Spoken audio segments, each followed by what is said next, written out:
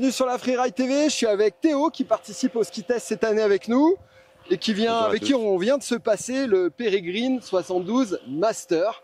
Donc on avait le Peregrine 72 normal et le Master. Alors c'est vrai que j'ai pas parlé dans la vidéo du Peregrine 72 de la construction. Mais je vais en parler, puis après je te laisserai la parole sur tes premières sensations. Le Peregrine Master, la différence qu'il va y avoir par rapport au Peregrine 72 classique, c'est que le noyau est en frêne. Sur l'autre, il est en hêtre. Donc on a un noyau qui est plus raide. On a une double plaque titanale alors qu'on a une simple plaque titanale sur l'autre. Et on va avoir une plaque plus dure avec un piston au centre. Donc on a un ski qui est plus raide, plus agressif et néanmoins très sympathique, non ? Qui reste quand même bien agréable, bien polyvalent. C'est vraiment destiné à ceux qui vont chercher un peu plus d'accroche, un peu plus de courbes appuyées, on va dire, mais tout en gardant quand même un confort et une souplesse par rapport à un ski vraiment race, si on peut dire.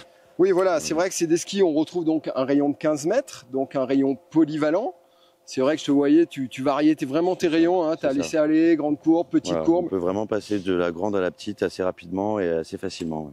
Et toujours avec une stabilité assez phénoménale, hein, moi j'ai trouvé. Hein. Parfait. Voilà, donc c'est vrai que par rapport, alors, moi qui est vraiment comparé par rapport au Dicon classique, au Peregrine 72 classique, j'y arrive pas, hein, pour moi c'est encore, c'est vrai que ce nouveau nom, c'est quelques années que c'est Dicon et j'arrive pas à me mettre dans la tête ce nouveau nom Peregrine. Voilà, donc par rapport au Peregrine 72 classique, c'est quand même un ski un petit poil plus exigeant. Donc destiné quand même à des gens qui veulent être vraiment dans la recherche de perf maxi, quitte à ce que, bah voilà, ça tire un petit peu plus dans les jambes, qu'il faille être un poil plus dessus le ski. Néanmoins, c'est pas trop physique, c'est pas un ski pur race non plus. Hein. Non, c'est ça, vraiment, il rentre bien en courbe, et puis une fois qu'on est dans la courbe, il n'y a pas forcément besoin non plus d'être chargé à fond. C'est un rail, alors après, là, on est quand même sur une super neige qui accroche quand même pas mal. C'est pas non plus carrelage, mais c'est un ski vraiment qui est ultra sécurisant et on est bien dessus, quoi.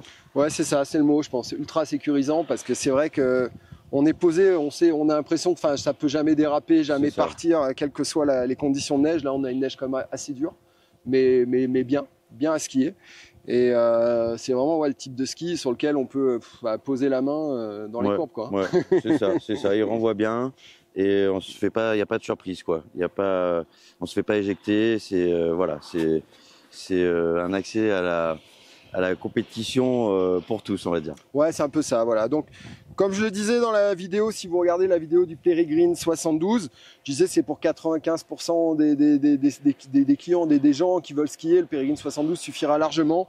Celui-là, ben voilà, c'est pour les 5-10% qui veulent le plus, le un peu plus raide, le un peu plus perfo. Voilà, et vous aurez ce petit plus, moyennant un petit plus de prix aussi, de, je sais plus, 200-300 €.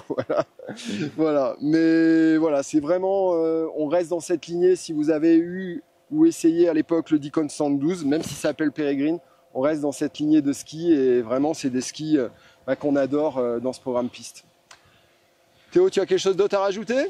Écoute, allons encore les skier. Hein. Allez, on est reparti. Mettez un petit pouce si vous avez aimé, puis abonnez-vous pour suivre toutes nos vidéos. À bientôt. À plus. Yeah. Allez.